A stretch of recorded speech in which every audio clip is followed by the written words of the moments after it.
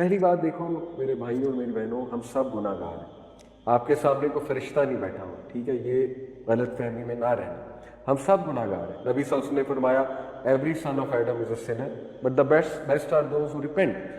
دیکھیے گناہ تو سب کرتے ہیں، لیکن ایک ایسا کام جو کلیئر اللہ رسول کی کمانڈمنٹس کے خلاف ہے، اس کو پبلکلی کرنا it is much verse. It is مچ ورس. اکیلے میں کرنا ٹھیک ہے، آپ you are trying your best to practice then, لیکن خطا ہو جاتی ہے. ہر بندے کا اپنا ایک لیول ہے. I know some sisters they are trying to practice حجاب، maybe they are practicing حجاب but at the same time they are involved in things جو کہ کلیئر گناہ کے اعمال ہیں.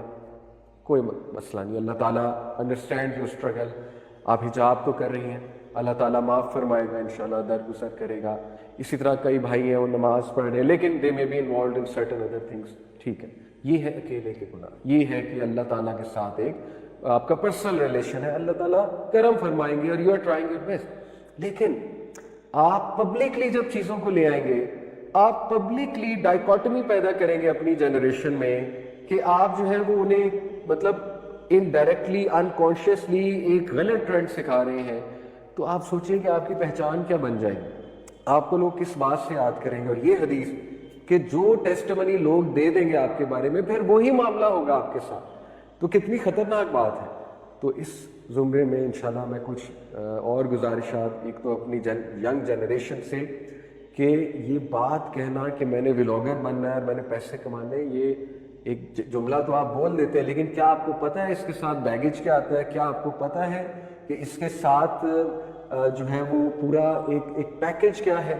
میں نے آپ کو کچھ چیزیں ریوزٹ کرائی، سوچنے کی بات ہے. ٹھیک ہے، تو یوتھ سے میری گزارش ہے کہ پلیز سوچو، keeping in mind these things. خدا کے لیے عقل کا استعمال کرو. تمہیں اللہ نے عقل دی ہے، اپنے کوئی اچھے ایسپریشنز بناؤ، اچھے گولز بناؤ. کوئی ویلفیئر کے کام میں آگے بڑھنا چاہو، کوئی سوسائٹی کو کچھ دینے کے کام میں آگے بڑھنا چاہو، کوئی حرج نہیں. سوشل میڈیا پہ بھی آنا چاہتے ہو، یوتھ کلب ماشاءاللہ آپ کے سامنے مثال ہے. کئی نوجوانوں کو میں جانتا ہوں، چینلز بنائے ہیں، اچھا کام کر رہے ہیں، لیکن اللہ کے لیے کرو. اپنی انٹینشن کو اچھا رکھو، اپنی پرائرٹیز کو اچھا رکھو، فلاح کی ڈیفینیشن کو سامنے رکھو کہ ریئل سکسیس کیا ہے. یہ کس نے تمہیں باتیں سکھا دی کہ ریئل سکسیس صرف پیسہ کمانا ہے؟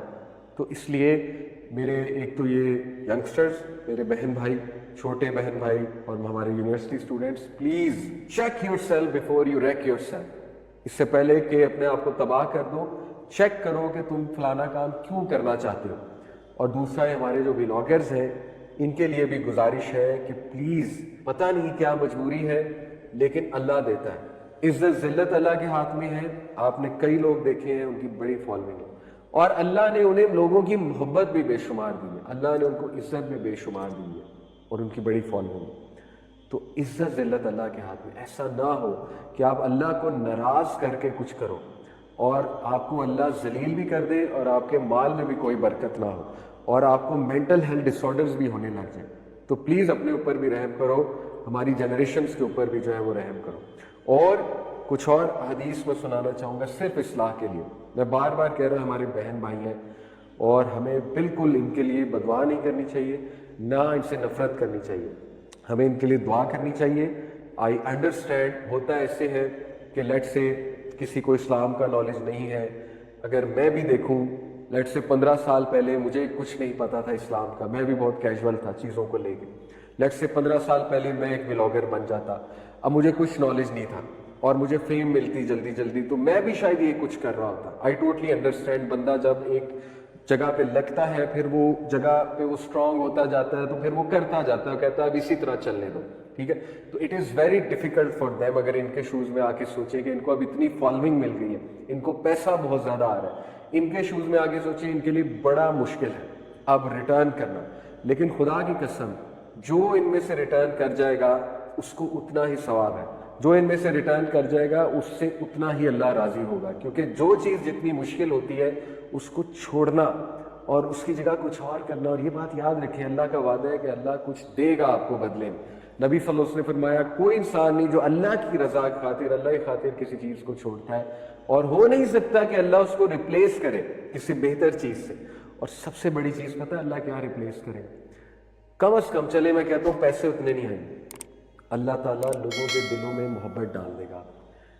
لاکھوں لوگ آپ کے لیے دعا کریں گے, ایک پوری جنریشن آپ سے انسپائر ہوگی, سبحان اللہ, کہ یار یہ بندہ تھا جس نے اتنے فالوورز ہونے کے باوجود ریئلائز کیا کہ یار میرا نیگیٹو امپیکٹ آ رہا ہے.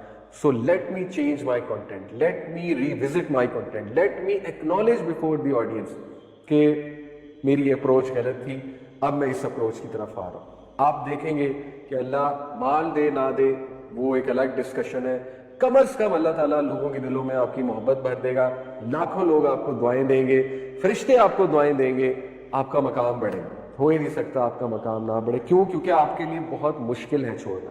جو چیز جتنی مشکل ہوتی ہے اس پہ عمل کیا جائے اتنا ہی اس کا ثواب بھی ہے اور اتنا ہی اس کا ریوارڈ بھی بہت زیادہ ہے انشاءاللہ.